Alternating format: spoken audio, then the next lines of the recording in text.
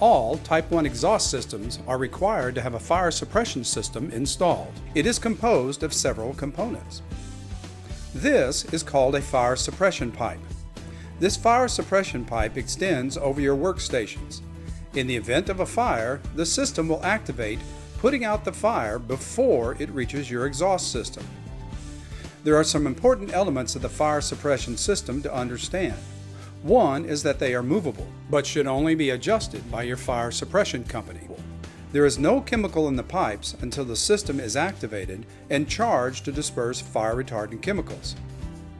At the end of the fire suppression pipe are nozzles, which express the fire retardant. These nozzles have caps covering the tip.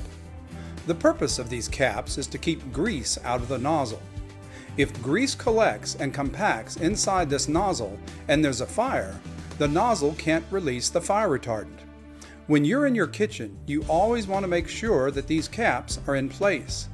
If they're not in place or they've been lost, you want to call your fire suppression company or your kitchen exhaust cleaning company to get them replaced.